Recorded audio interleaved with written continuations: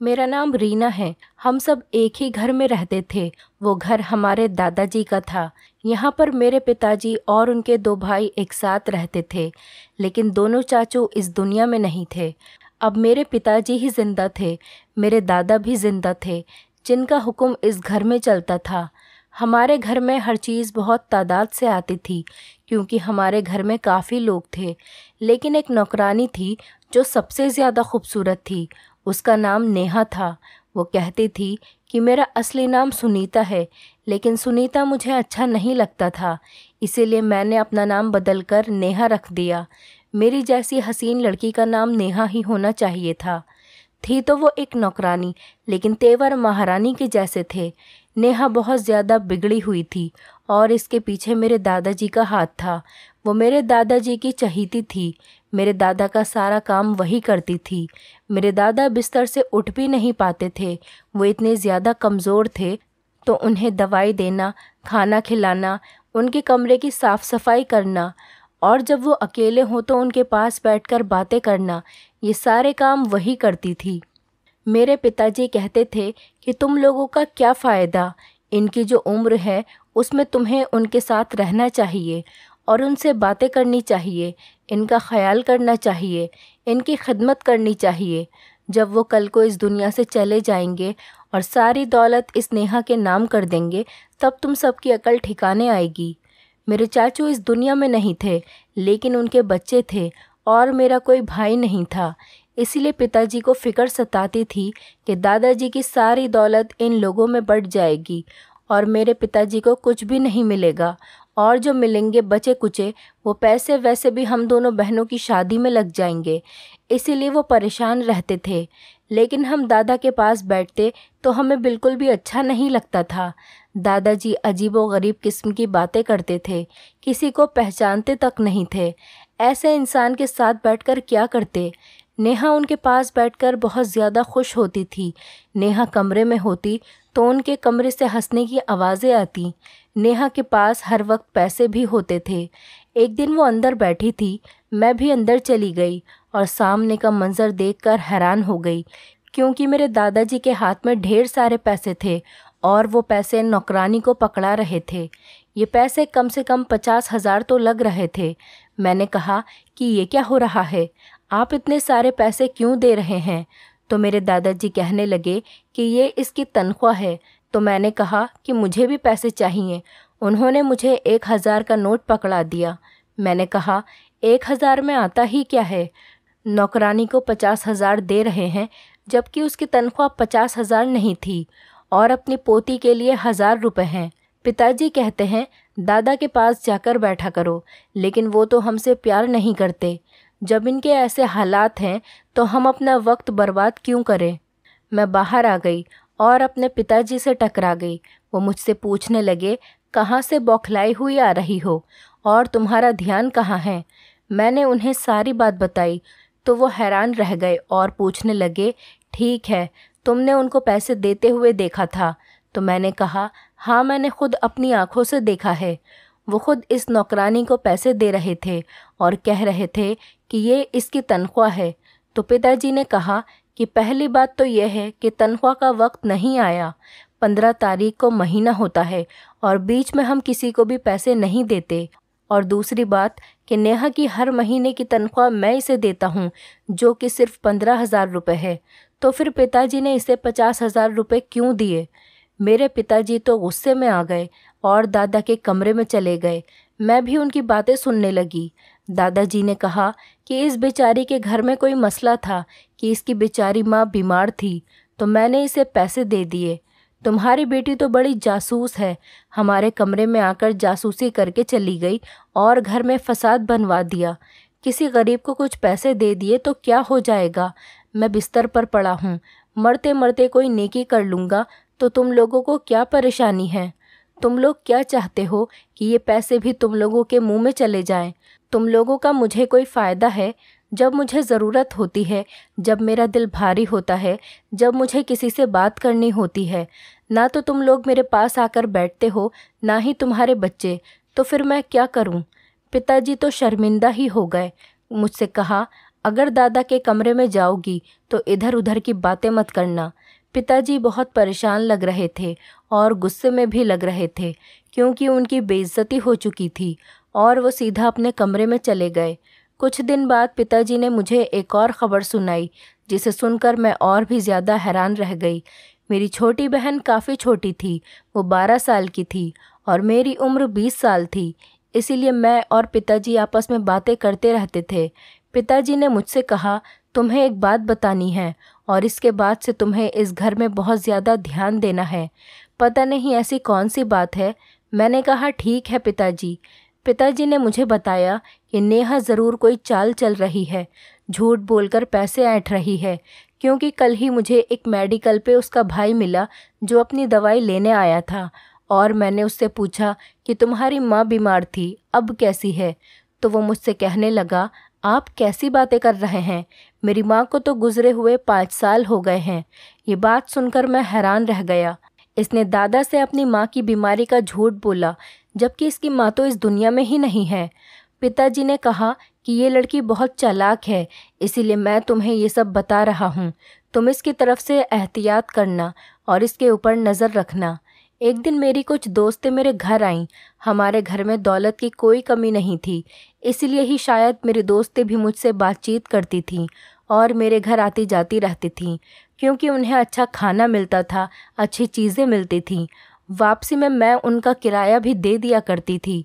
वो नौकरानी को देखकर कहने लगी कि ये कौन है? मैंने कहा कि ये नौकरानी है। तो वो कहने लगी, कैसी बातें करती हो?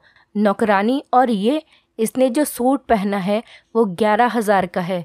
ये सुनकर मैं हैरान हो गई। मैं कहने लगी, वाकई? तो उन्होंने मुझे नेट पर देखकर बताया कि वो सूट 11,000 का है और ये नया नया मार्केट में आया है। बहुत कम लोग हैं जिन्होंने इस सूट को ख़रीदा है। तुम्हारे घर की नौकरानी ने 11,000 का सूट पहना है और तुम्हें पता भी नहीं है। ये सूट तो तुम्हें पहनना चाहिए था। मुझे तो ये देखकर आग लग गई कि हमारे घर की नौकरानी इतने महंगे महंगे कपड़े पहनकर आ रही है। वो सारे घर में ऐसे फिरती थी जैसे इस घर की मालकिन हो। इसे सिर्फ खाना बनाने का काम ही कहा जाता था। इसे सिर्फ किचन में खाना बनाना ही होता था। वो खाना अच्छा बनाती थी और खाना बनाते ही दादाजी के कमरे में चली जाती थी। एक दिन वो दादाजी के कमरे में ही थी और कमरे में से हंसने की आवाज़ें आ रही थी। मैंने सोचा, मैं भी तो देखूं ऐसी क्या बात है जो इतना हंसा जा रहा है। कहीं दादा इश्क तो नहीं लुटा रहे और ये मोहतरमा उठाए जा रही हूँ। मैंने दरवाज़ा खोलने की बहुत कोशिश की। मुझे दस्तक देने की कोई ज़रूरत नहीं थी। ये मेरा अपना घर था और मैं इस घर की मालकिन थी। लेकिन ये देखकर मेरे कदमों तले से ज़मीन खिसक गई और मेरे जिस्म से जान निकल गई कि दरवाज़ा तो अंदर से बंद था, दरवाज़ा खुला ही नहीं। और वो हंसने में इतनी मसरूफ़ थी कि उसे पता ही नहीं चला कि मैंने दरवाज़ा खोलने की कोशिश की है। मैंने फ़ौरन पिताजी को कॉल की और ये सब कुछ उन्हें बता दिया। पिताजी भी हैरान रह गए और कहने लगे कि पता नहीं इस घर में हो क्या रहा है। कहीं कुछ ऐसा तो नहीं हो रहा इसकी वजह से हम पर मुसीबत आ जाए। नौकरानी दिन ब दिन हम सब के सर पर सवार होती जा रही थी। इसके तौर तरीके, इसकी हरकतें, इसका घर में सर उठाकर फिरने का अंदाज़, इसके पास ऐसा कोई रास्ता था जिसके बारे में हमें पता नहीं था। इसने कुछ ऐसा कर लिया था जिसका हमें पता नहीं था। इसे किसी बात का डर नहीं था। अब वो हमारे सामने दनदनाती फिरती थी। अब तो वो हमारी बात भी नहीं मानती थी। एक बार मैं जूस का गिलास पकड़कर जा रही थी कि मेरे हाथ से गिलास टूटकर गिर गया और जूस ज़मीन पर गिर गया। मैंने उससे कहा कि ये साफ़ कर दो। वो खाना बना रही थी। उसने मुझसे कहा, ये रहा कपड़ा, लो साफ़ कर दो। भला कौन सी नौकरानी आपको ये कहती है कि अपना काम खुद करो, जबकि आपने उसको काम पर रखा हो और आप उसे पैसे भी दे रहे हों। मुझे गुस्सा आ गया। मेरी नौकरानी से लड़ाई हो गई। मैंने कहा, नौकर हो तो नौकर ही बनकर रहो। मैंने तुमसे काम करने को कहा है, तुम मुझे बातें सुना रही हो। उठाओ वो कपड़ा और ये सारी गंदगी साफ़ करो। तो कहने लगी, मैं खाना बना रही हूँ, मुझे खाना बनाना है। जो गलती खुद की है उसे खुद साफ़ करो। उसने मेरे साथ ज़िद बना ली और उसने वो साफ़ ही नहीं किया। फिर बाहर से चपरासी अंदर आए। उन्होंने वो देखा तो साफ़ कर दिया, जबकि ये उनका काम नहीं था। मैंने भी नहीं किया क्योंकि मुझे भी गुस्सा आ गया था। मैंने ये बात पिताजी को बताई और कहा कि इस नौकरानी को घर से निकाल दें। पिताजी ने कहा कि ठीक है, इसे तो नौकरी से निकाल देना ही चाहिए। पिताजी ने अगले दिन ही इस महीने की तनख्वाह उसे दी और अगले महीने की तनख्वाह भी दे दी और उससे कहा कि हम तुम्हें नौकरी से निकाल रहे हैं, इसीलिए हम अगले महीने की तनख्वाह भी तुम्हें दे रहे हैं। वो जाने के बजाय मेरे दादाजी के कमरे में जाने की कोशिश कर रही थी कि मैं उनसे मिलकर चली जाऊंगी, तो मैंने कहा कि वो सो रहे हैं, जबकि वो सो नहीं रहे थे। कहने लगी, अच्छा मेरा कोई सामान अंदर पड़ा है। मैंने कहा कि मुझे बताओ क्या चीज़ पड़ी है, मैं तुम्हें लाकर देती हूँ। तो कहने लगी, नहीं मुझसे कोई गलती हुई है, मुझे काम से क्यों निकाल रहे हैं। वो हर तरह से कोशिश कर रही थी कि वो उस कमरे में जाए, लेकिन हम बाप बेटी ने भी उसे जाने नहीं दिया। हमने कहा अपना सामान उठाओ और यहाँ से चली जाओ, और फिर वो चली गई। हमने चैन सुकून का सांस लिया और सोचा कि ये काम हमने पहले क्यों नहीं करा था। थी तो हमारी नौकरानी ही, हमारा इसके साथ कोई रिश्ता नहीं था और ना ही वो हमारी कोई रिश्तेदार थी जिसको घर से निकालने के लिए ज़्यादा तकलीफ़ होती या तो बहुत बड़ा खेल खेलना पड़ता। नौकर तो आते जाते ही रहते हैं। पिताजी ने कहा कि कोई और नौकरानी ढूंढता हूँ जो खाना बनाया करे, और इस दफ़ा कोई बड़ी उम्र की औरत लेकर आऊँगा जिसका काम खाना बनाना होगा। हमें इस तरह की नौकरानी नहीं चाहिए। नेहा को घर से निकालकर मैं बहुत खुश थी, लेकिन अभी नेहा को गए हुए कुछ ही घंटे हुए थे कि रात हुई थी और दादाजी की तबीयत बहुत ज़्यादा ख़राब हो गई। पिताजी ने कहा शायद इनका वक्त आ गया है, जल्दी जल्दी आ जाओ। सब दादाजी के पास पहुंच गए। उनके सिरहाने बैठे थे। वो काफ़ी देर से बुरी तरह से रो रहे थे, जैसे कि उन्हें बहुत ज़्यादा दर्द हो रहा हो।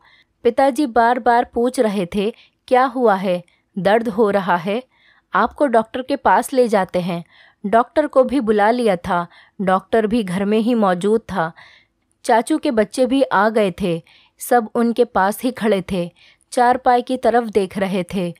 सब आसपास बैठे थे। मेरे दादा को चारपाई पर ही नींद आती थी। उन्होंने ज़बान खोली तो कमरे में सारे लोग हैरान रह गए, क्योंकि उन्होंने कहा कि नेहा कहाँ है।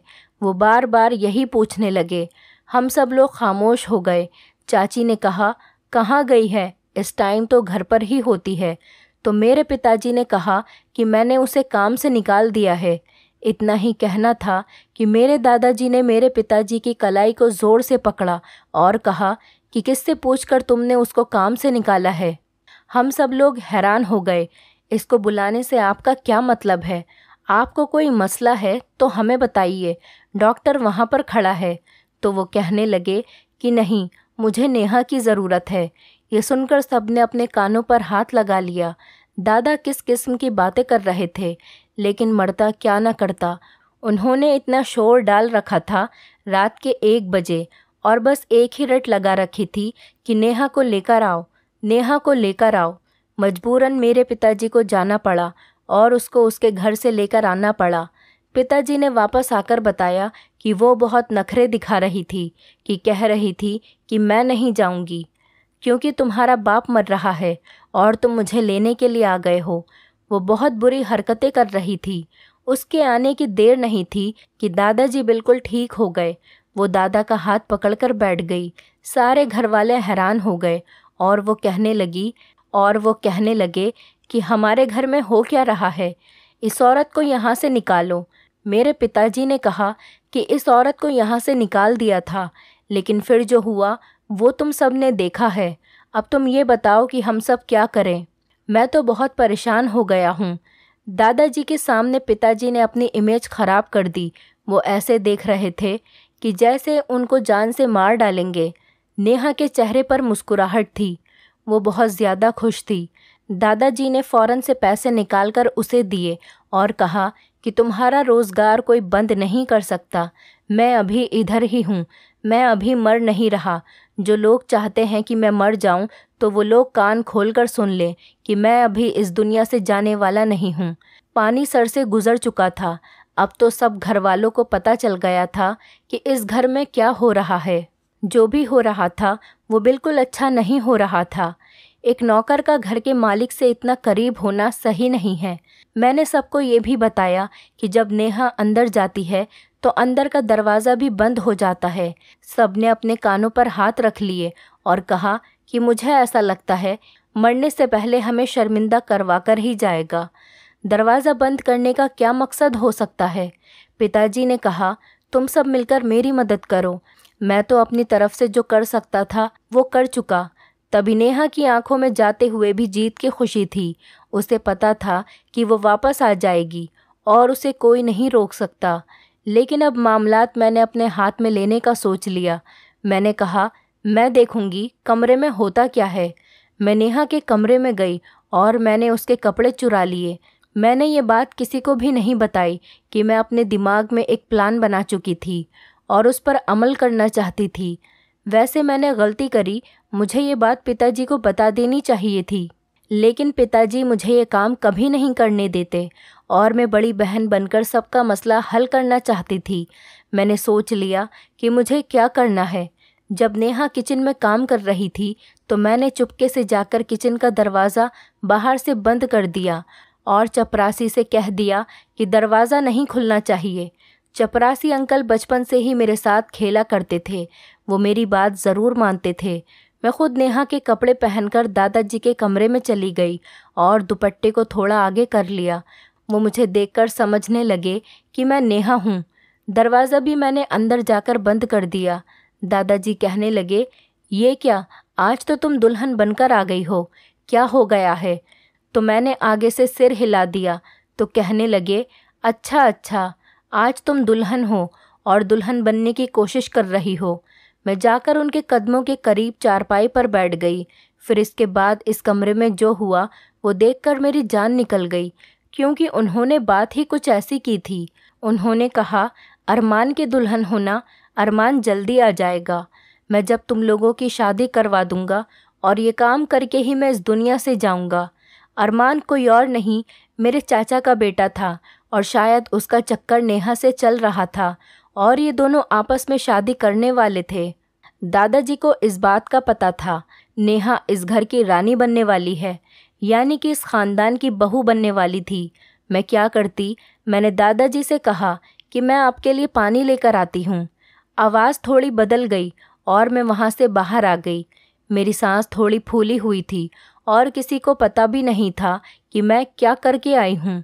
मैंने फ़ौरन कपड़े बदले और चपरासी से पूछा, इसको पता तो नहीं चला? उन्होंने कहा, नहीं, वो अपने काम में लगी हुई थी। किचन का दरवाज़ा मैंने खुद खोला। मैंने इतना सब कुछ कर दिया लेकिन किसी को पता नहीं चला। मैं पिताजी का इंतज़ार करने लगी, उनको कॉल की। वो किसी काम में व्यस्त थे। रात को जब वो घर आए तो मैंने उनसे कहा कि मुझे आपसे बहुत ज़रूरी बात करनी है।